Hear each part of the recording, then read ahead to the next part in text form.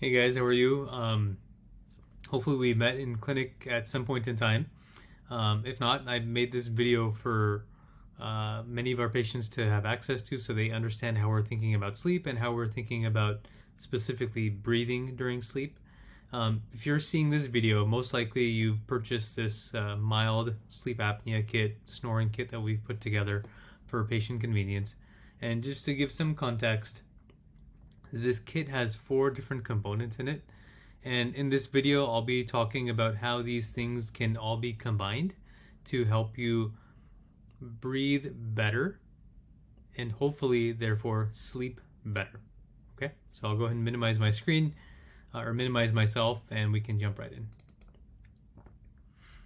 So let me take a step back and if you've spoken to me in clinic, I'm sure I've spoken to you about this already, but if we haven't met, just want to recap this idea of snoring, collapse of the upper airway, and something about sleep apnea. So snoring is a sound produced by vibration of the soft tissues of the upper airway due to a narrowing that happens during sleep. So if you think about the idea of snoring,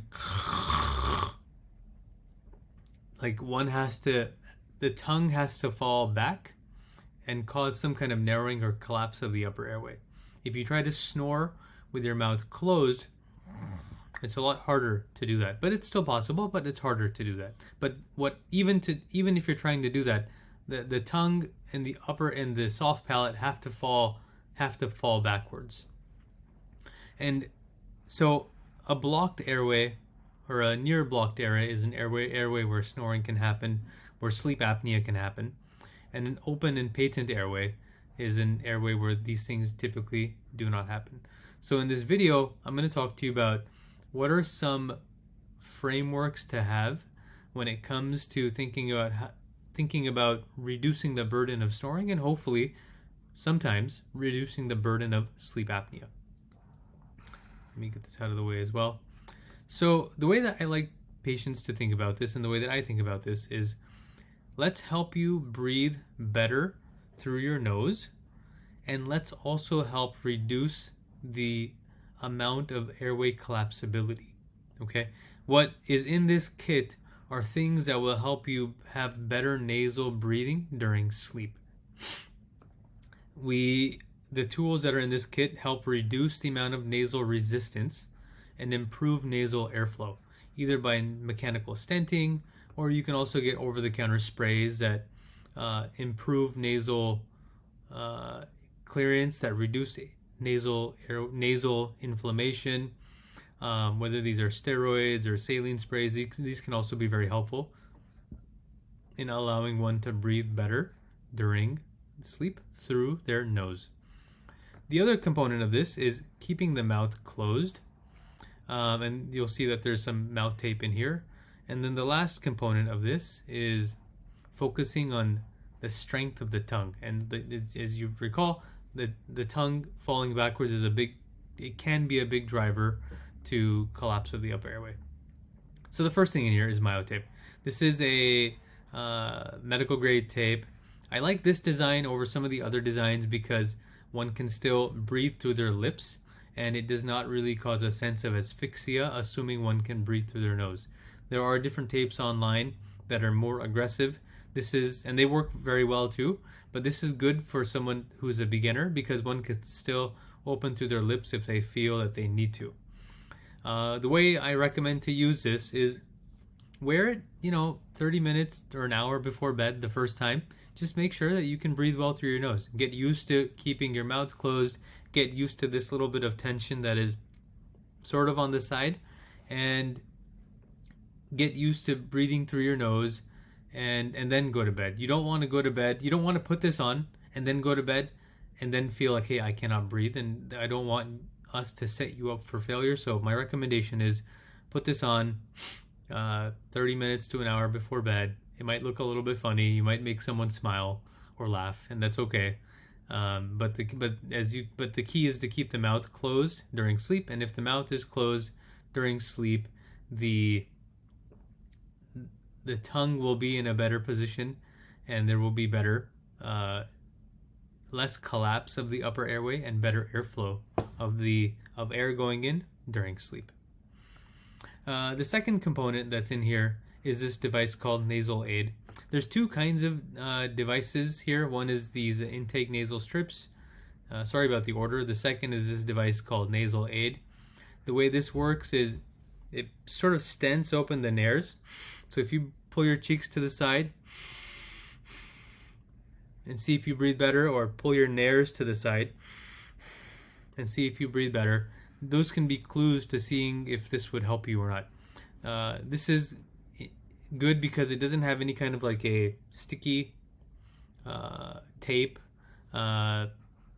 People have less chance of any kind of like allergic reaction or skin reactions because there's no adhesive. So try this or try this. This is like a Breathe Right strip on steroids. It's a lot more potent, it's a lot more stronger, and see what works for you. I see which one you like better and see which one you can breathe better through. See which tool works for you and you can breathe better with it. You can try this nasal intake strips or you can try this nasal aid. So we've talked about things that keep the mouth closed, this myotape. We've talked about two things that help keep the nasal passages open. The third component of this, and the fourth tool in here, is this Replenish MyoStraw.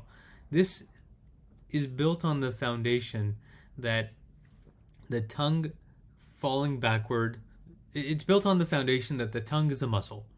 And if this muscle is weak, due to relaxation during sleep and due to the effects of gravity on your back, the tongue has a higher propensity to collapse backwards.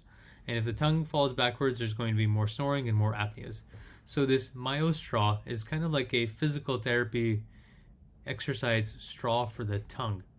There are directions within it to see how you can use it. My job, I want to just explain to you why this can work very well for some individuals. It has a special kind of a nozzle, and to drink water through this straw using this nozzle, one has to create a special kind of a motion with their tongue that is kind of like doing push-ups with the tongue. After about 15 or so of these push-ups while drinking water, you should feel like a sense of soreness or tightness or fatigue with the tongue, and that just shows that the tongue is doing the exercises that you're supposed to. So there's these 4 different tools, 3 different targets, and in terms of one of the questions that we get all the time is, should I do these separately, or do I combine them? My recommendation is the Replenish MyoStraw takes time to work, so go ahead and incorporate this for sure. Incorporate a nose dilator, either the nasal aid or the nasal intake strips as well. And if you feel comfortable keeping your mouth closed, go ahead and stack this on as well. And my recommendation is to try all 3 kinds of interventions at the same time, see how you like them, continue to track your sleep using the ring, and if there is any benefit, we should see benefit from better nasal breathing and keeping the mouth closed pretty quickly, usually within a couple of days. And the Replenish straw usually takes a couple of weeks, perhaps even longer. So I hope you found this video useful, and if you have any questions, if you have any feedback, please don't hesitate to send it back to us. And thank you for letting us take care of you, and I'll talk to you in our follow-up visit. Take care. Bye-bye.